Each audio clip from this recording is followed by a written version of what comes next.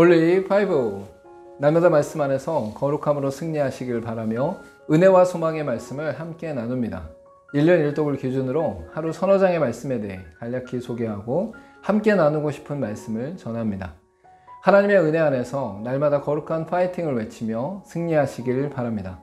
오늘 하루 우리가 함께 읽을 말씀은 시편 47편에서 50편까지의 말씀입니다. 47편에서는 성전에서 진행되는 예배 가운데 여호와께서 성전으로 올라가시는 임재를 상징적으로 그리고 있습니다.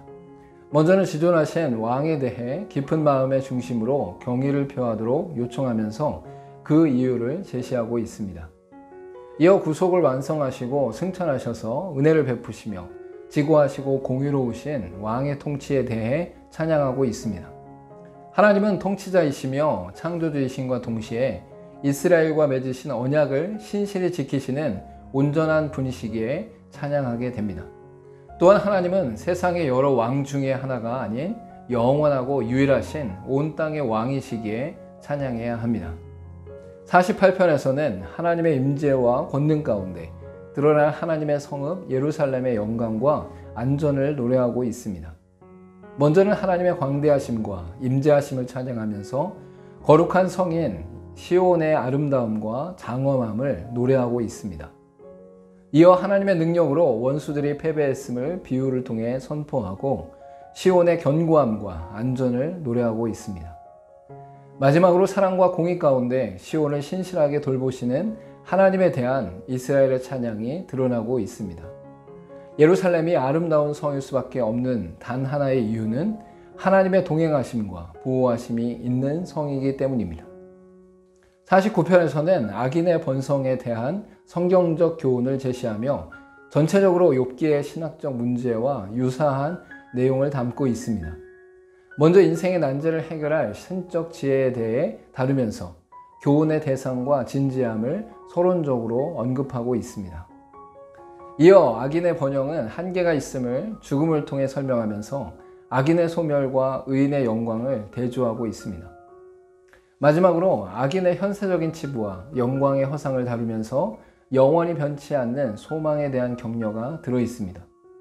자기 재물을 의지하고 부유함을 자랑하는 자들을 부러워하지 말아야 할 이유는 그것으로 구원을 살 수 없기 때문입니다.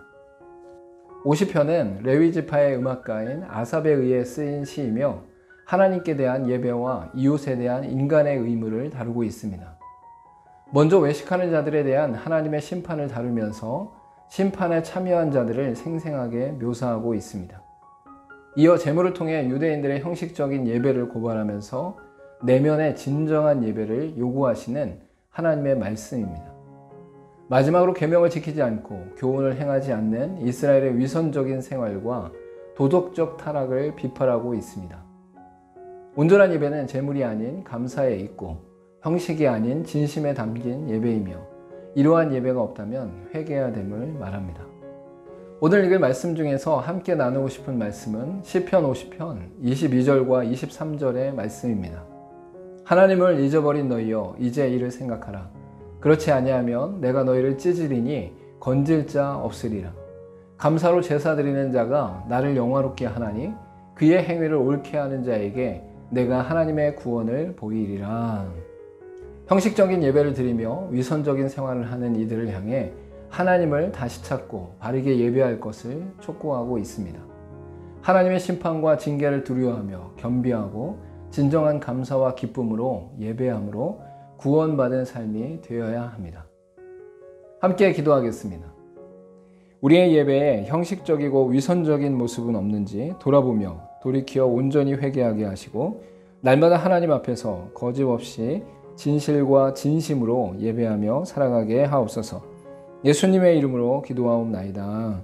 아멘. 날마다 예배 가운데 하나님을 향한 진정한 마음과 감사의 마음이 없다면 돌이켜 보아야 합니다. 외식적이고 형식적인 예배에 매여 있지 말고 오직 하나님을 진정과 신령으로 예배하며 기뻐해야 합니다. 날마다 주를 예배하며 승리하시길 바랍니다. 오늘도 홀리 파이브